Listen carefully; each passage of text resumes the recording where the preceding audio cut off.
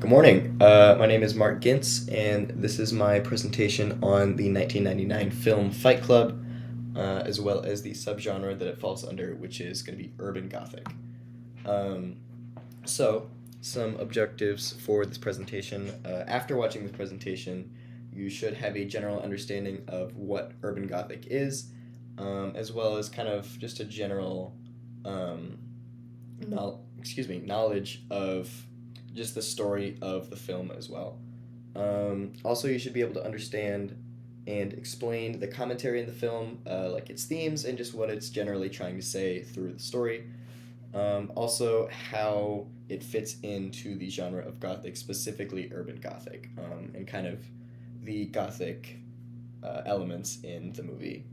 And then, at the end of this presentation, I'm going to go over a little bit some similarities between Fight Club and Dr. Jekyll and Mr. Hyde, which we read earlier in the semester.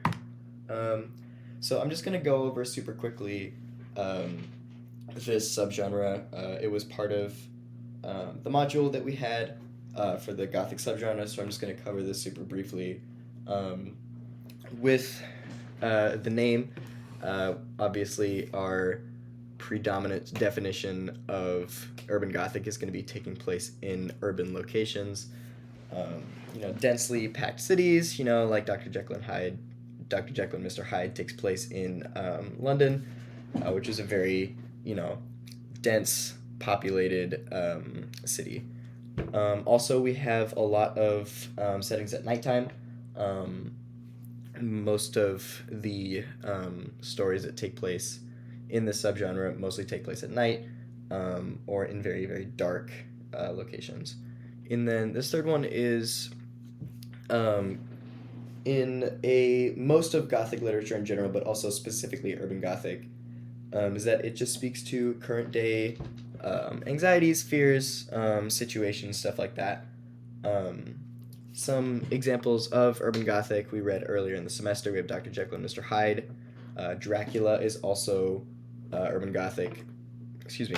And then, of course, Fight Club, which we are going to summarize now. So this is a very long movie, and I'm just going to give you kind of the bare bones summary of this film, just so you kind of know what happens in the movie. So we start out by introducing our narrator, who is not given a name. We just refer to him as the narrator. And the narrator has insomnia, so he can't sleep, and he copes with this by going to various support groups for conditions that he does not have, for example, testicular cancer.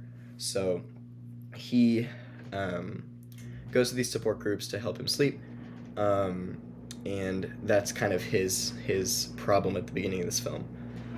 Later in the movie, he meets this character named Tyler Durden, played by Brad Pitt, on a plane. They become friends, and Tyler Durden is kind of an odd character. He's kind of unpredictable. And they meet each other on the plane.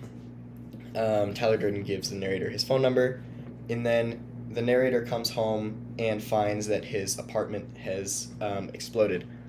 And he, earlier in the film, it describes how kind of he took solace in his apartment and his furniture and all of the stuff within that apartment. So that kind of was a devastating loss for him.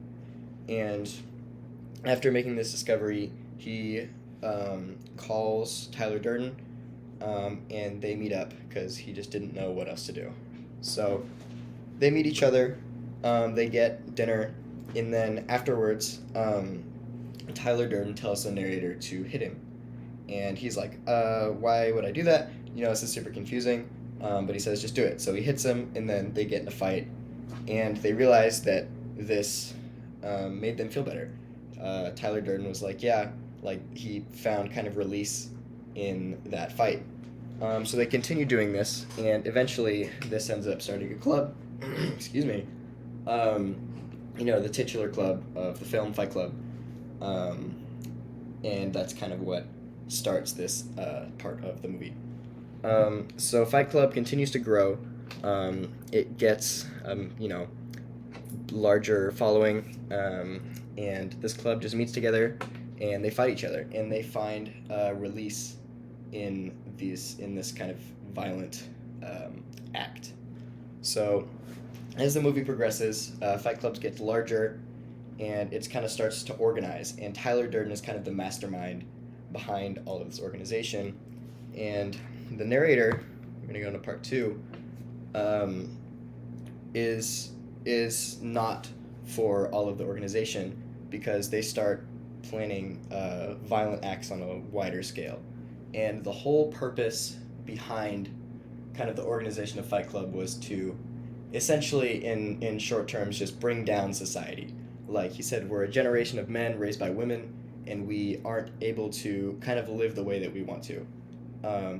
So they organize all of these violent acts. He says one of their assignments was to just pick a fight with a random stranger, and then this escalates to blowing up buildings and, committing acts of vandalism and all this stuff. So all of these violent acts against society is kind of categorized into Project Mayhem, which is kind of the overarching, name for all of these anti-societal acts that they're doing.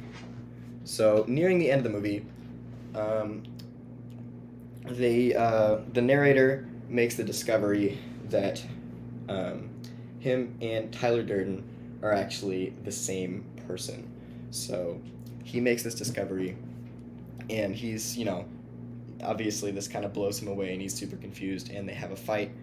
And at the very end of the movie, the narrator shoots himself in the head, and as you can see in the top right image there, all of the credit card buildings that Project Mayhem was plotting against are blown up, and the movie ends.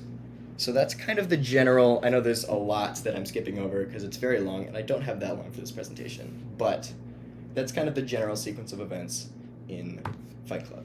So what is this film commenting on? So there's two main things that I took away from this film.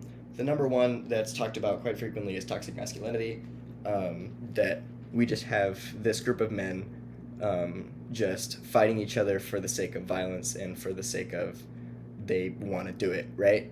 And this movie is and book as well is speaking against that, right? Because Project Mayhem, in my opinion, and the opinion of the author, is kind of an anti-example of what makes sense, right? But also, it's speaking to me about anarchy, right? Because their whole goal with Project Mayhem was to take down society, which is the definition of anarchy. And going on to the reception of it, people watched this movie and they saw Tyler Durden as something of like a role model, which was not the author's intention, and kind of was a backfire of the film, which left a lot of people kind of taking the wrong message away from it, that Project Mayhem was a good thing and taking down society is a good thing, which to me does not make sense personally, and to the author doesn't make sense, but that's how a lot of people kind of took away this movie. So how is this movie Gothic, right? So I have a few checkpoints for this. Satire is a very common element in Gothic writing. Not all Gothic is satire, but it's found quite frequently in the genre. And specifically to urban Gothic, clearly,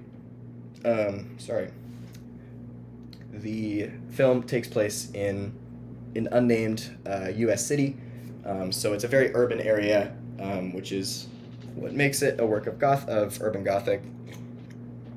And it also kind of comments on toxic masculinity, which is kind of a current event that the author saw. A lot of dark scenes, as you kind of see as you watch the movie. It's very, very dark. A lot of it takes place at nighttime. There's not a lot of high lighting scenes in the film, so that's kind of, prominent Gothic element there. And then the supernatural. A lot, if not most, of Gothic literature contains elements of the supernatural. And, the narrator and Tyler Durden kind of being one and the same is, an example of this supernatural activity. So finally, just a little bit of a comparison of this film and Dr. Jekyll and Mr. Hyde. Clearly the number one being the double, right? So both the narrator and Brad Pitt, Tyler Durden, excuse me, are the same person, right? Which is the same situation we find in Dr. Jekyll and Mr. Hyde, which also speaks to duality, which they're both covering, kind of how man has these two sides of himself that are kind of in contrast with each other, which is an opportunity to speak on good and evil, right? Like the presence of good and evil in man and kind of how they interact with each other.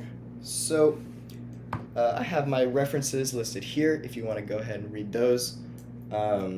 That's pretty much all I have for this presentation, so thanks so much for watching, and yeah, thanks.